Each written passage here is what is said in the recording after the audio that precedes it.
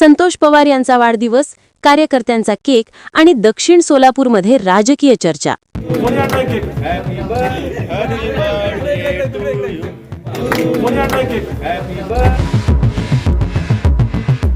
नमस्कार.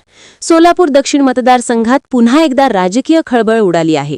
मार्ग फाउंडेशनचे संस्थापक अध्यक्ष आणि वंचित बहुजन आघाडीचे माजी उमेदवार संतोष पवार यांचा वाढदिवस नुकताच साजरा झाला.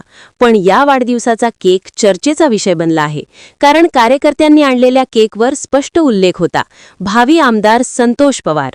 हत्तूर येथे शेतकऱ्यांसाठी आयोजित चर्चासत्राच्या निमित्ताने पुण्याहून सोलापूरला आलेल्या पवार यांच्या वाढदिवसानिमित्त हा केक कापण्यात आला.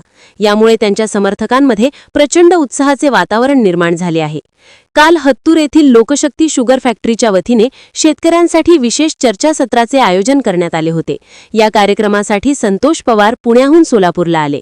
याच संधीचा फायदा घेत त्यांच्या हजारो कार्यकर्त्यांनी वाढदिवस साजरा केला. कार्यकर्त्यांनी आणलेला केक सर्वांचे लक्ष वेधून घेतला. केकवर मोठ्या अक्षरात लिहिले होते, भावी आमदार संतोष पवार. हा केक कापताना पवार यांच्या चेहऱ्यावर समाधान दिसले. उपस्थित कार्यकर्त्यांनी जोरदार घोषणाबाजी केली. संतोष पवार यांनी पूर्वी वंचित बहुजन आघाडीकडून सोलापूर दक्षिण विधानसभा मतदारसंघातून निवडणूक लढवली होती. त्यावेळी त्यांना मोठे मताधिक्य मिळाले होते, मात्र यश मिळाले नव्हते. त्यानंतर काही काळ ते राजकारणापासून अलिप्त राहिले, पण मार्ग फाउंडेशन मार्फत सामाजिक कार्य मात्र सातत्याने चालूच होते. आजही सोलापूरला येताना पवार यांच्या भोवती हजारो कार्यकर्ते गर्दी करतात. त्यांची चाणक्य बुद्धी, नागरिकांच्या समस्यांकडे तत्परतेने धावून जाणे आणि कार्यकर्त्यांना जोडून ठेवण्याची क्षमता यामुळे विरोधकही त्यांच्याकडे आकर्षित होताना दिसतात.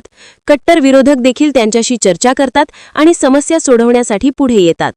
कार्यकर्ता: संतोष पवार साहेब आमचे नेते आहेत. त्यांचा जन्मच आमदारकीसाठी झाला आहे असं ते स्वतः सांगतात.